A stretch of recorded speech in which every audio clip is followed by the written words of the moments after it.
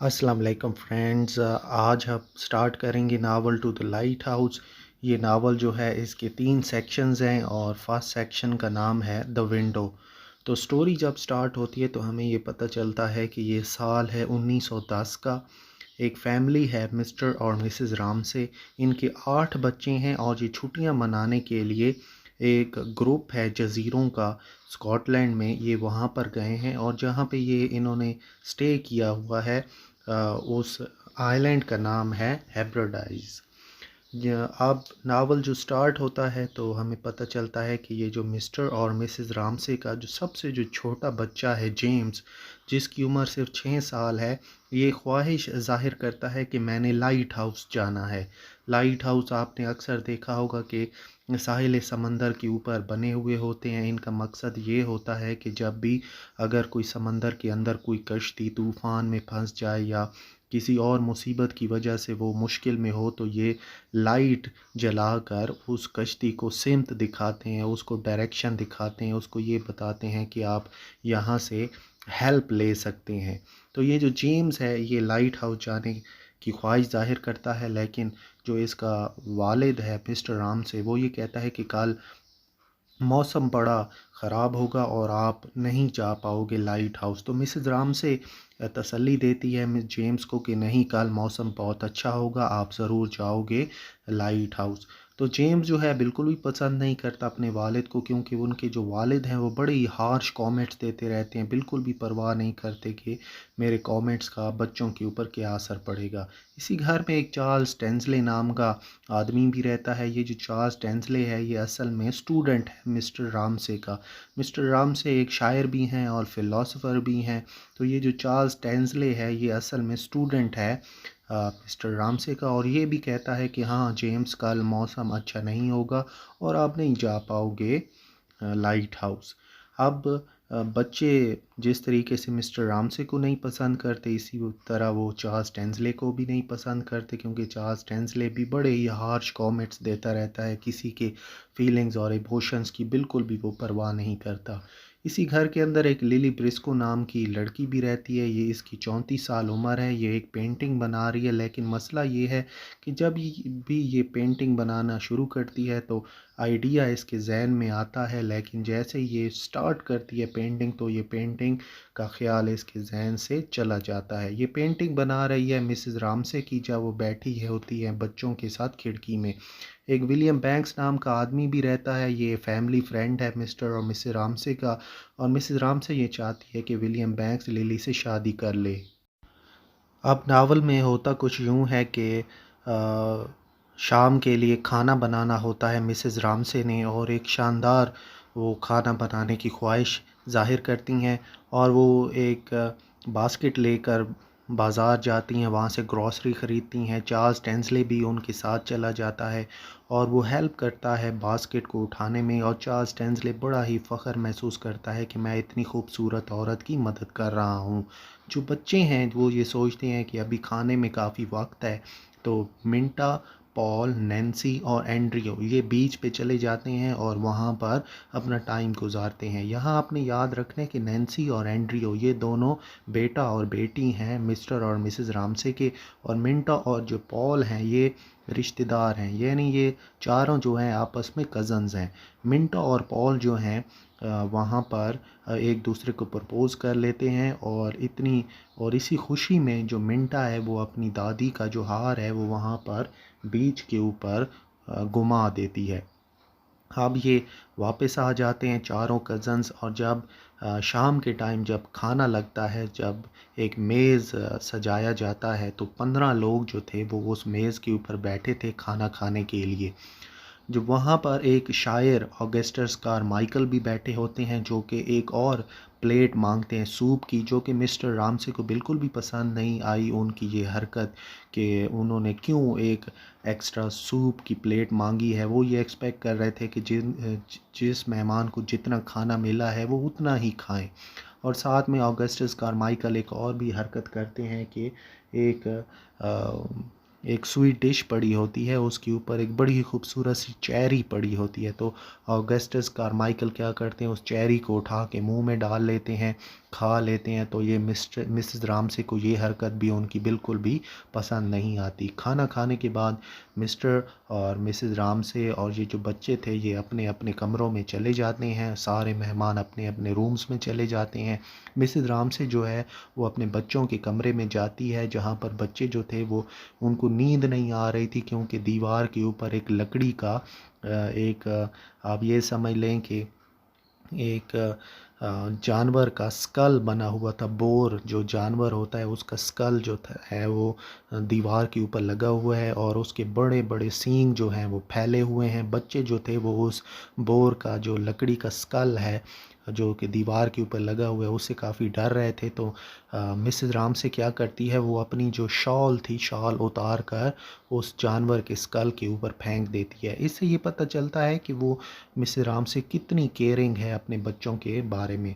जब सारे बच्चे और मेहमान अपने कमरों की तरफ चले जाते हैं तो मिस्टर और मिसेस राम से जब अकेले होते हैं पार्लर रूम में, तो मिस्टर राम से जो है वो बड़ी ही एक अपनी दुख भरी फरियाद सुनाता है कि मैं एक नाकाम इंसान हूँ, मेरा नाम भुला दिया जाएगा। असल में वो ये चाहते हैं कि मिसेस राम से उनको दिलासा दे, उनको तसल्ली दे, उनको ये कहे कि आपका नाम रहती दुनिया तक कायम रहेगा, आप एक अच्छे फ़िलासफ़र हैं, आप एक अच्छे टीचर हैं। तो यही चीज़ एक्सपेक्ट कर रहे थे मिस्टर राम से अपनी बीवी की तरफ से। लेकिन मिसेस राम से जाती है खिड़की के पास और वो बाहर देखती हैं और कहती हैं कि हाँ आप ठीक थे, कल मौसम काफ़ी ख़राब होगा और आप लाइट हाउस नहीं जा पाओगे। तो इस बात पर मिस्टर राम से बड़े खुश हो जाते हैं। नावल के सेकंड सेक्शन का आगाज़ होता है और इस सेक्शन का नाम है टाइम पासेस। इसमें 10 साल जो हैं वो गुज़र चुके हैं। तो आप ख़ुद अंदाज़ा लगा लें कि पहले सेक्शन में 1910 थे, तो अब 10 साल गुज़रने के बाद अब जो साल आया है वो है 1920 का। इस 10 सालों में हुआ क्या है कि मिसेस रामसे जो थी, एक रात नींद के अंदर उनकी डेथ वाक़ई हो जाती है, वो मर जाती हैं नींद के अंदर। उनका जो बेटा है एंड्रयू, वो वर्ल्ड वॉर 1 में अपना नाम लिखवाता है और इसी जंग में वो मारा जाता है। इनकी जो एक बेटी है प्रियू, वो उसकी शादी हो जाती है और अपने बच्चे को पैदा करने के वक्त उसकी भी मौत वाक़ई हो जाती है। मिंटो और पॉल जिनकी शादी, जिनकी मंगनी हुई थी सेक्शन 1 में, उनकी आगे जाके शादी हो जाती है, लेकिन इनकी जो शादी है वो भी बर्बाद हो जाती है। देयर वेडिंग फेल अपार्ट, इनकी शादी नाकाम साबित होती है। तो अब जो जिस घर में इन्होंने स्टे किया हुआ था वो घर अब वीरान हो जाता है। लेकिन 10 साल गुजरने के बाद मिसेस मैकनम जो कि इस घर की हाउस कीपर थी, उनको एक लेटर मौसूल होता है कि जो 10 साल पहले जिन लोगों ने यहाँ पे रिहाइश रखी थी वो अब दोबारा से आ रहे हैं, तो आप इस घर की ज़रा सफाई करें।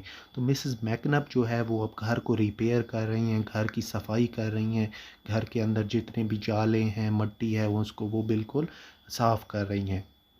जो ऑगस्टस कारमाइकल थे, जिन्होंने वो जो एक सूप की प्लेट मांगी थी, वो जंग के ज़माने में बड़े ही मशहूर हो जाते हैं क्योंकि वो शायर थे। शायरी जो थी वो वर्ल्ड वॉर 1 में काफ़ी उसकी डिमांड थी, तो इस वजह से कारमाइकल जो हमारे शायर हैं वो बड़े फेमस हो जाते हैं। लिली ब्रिस्को और जो कारमाइकल हैं ये वापस आ जाते हैं और इसके साथ मिस्टर रामसे भी हैं, वो भी वापस आ जाते हैं उसी घर में जहाँ पर उन्होंने 10 साल पहले छुट्टियाँ गुजारी थी। यहाँ पर आपने एक और बात भी याद रखनी है कि इस घर के में लिली ब्रिस्को, कारमाइकल और मिस्टर रामसे के आने से पहले इस एक मिसेस बैकविथ भी यहाँ पर रह रही हैं और वो एज अ गेस्ट के तौर पर इस घर के अंदर रह रही हैं। तो आप ये देखें इस 10 सालों में जो जो वाक़यात पेश आए हैं वो सारे के सारे इस टाइम पासेस सेक्शन के अंदर मौजूद हैं। अब लास्ट सेक्शन जो है इस नावल का स्टार्ट हो रहा है और लास्ट सेक्शन का नाम है द लाइट हाउस।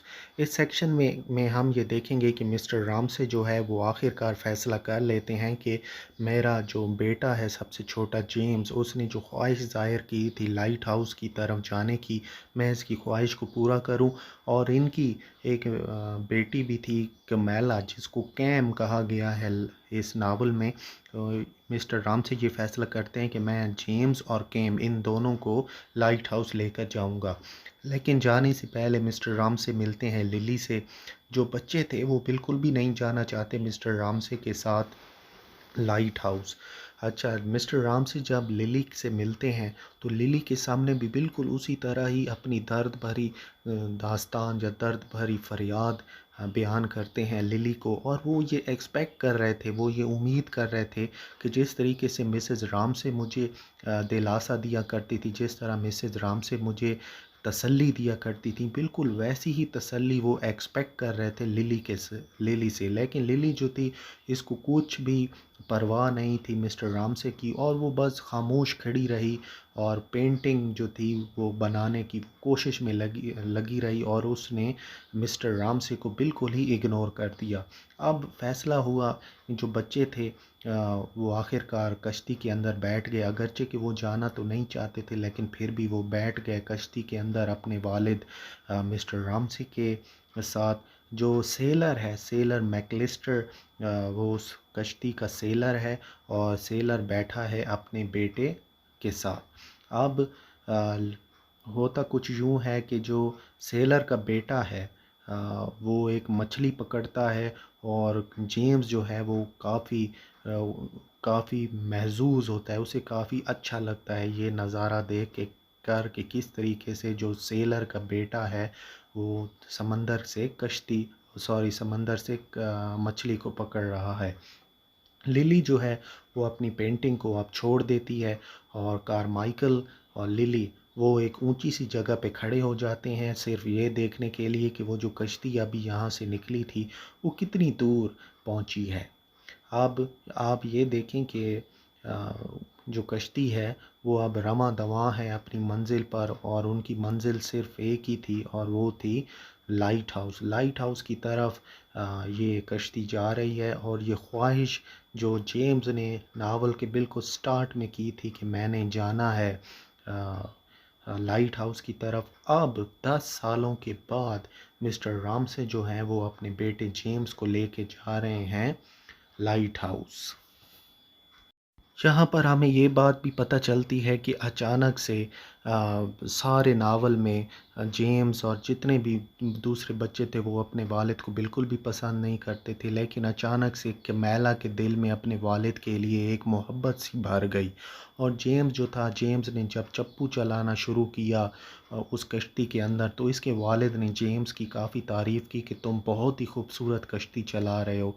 तो इस छोटी सी तारीफ़ के ऊपर उसके जेम्स के दिल में अपने वालिद के लिए जितनी भी नापसंदीदगी थी, जितनी भी नाराज़गी थी, वो सारी की सारी ख़त्म हो जाती है।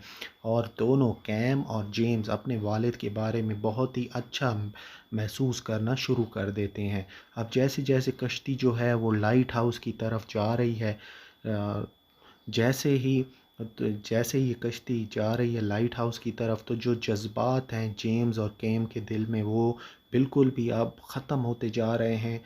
अपने वालिद के बारे में वो जो नापसंदीदगी थी, वो जो एक हेट्रेड हम जिसे कह सकते हैं, वो बिल्कुल ही ख़त्म हो जाती है। जैसे ही कश्ती पहुंचती है लाइट हाउस पर, लिली के जहन में अचानक से ख़्याल आता है पेंटिंग का। वो जो विज़न था जो कि हमेशा से चला जाता था, वो विज़न इसके जहन में आता है। वो फ़ौरन से ब्रश उठाती है और जाके अपनी पेंटिंग को कंप्लीट कर लेती है, जो कि पेंटिंग वो बना रही थी नावल के शुरू से, और जिसमें वो हमेशा नाकाम रही है। तो जो लाइट हाउस है वो यहाँ पर एक कंप्लीटनेस का सिंबल है। जैसे ही कश्ती पहुँचती है लाइट हाउस पर, तो यहाँ पर लिली का विज़न भी कंप्लीट हो जाता है, और वो भी अपनी पेंटिंग को मुकम्मल कर लेती है।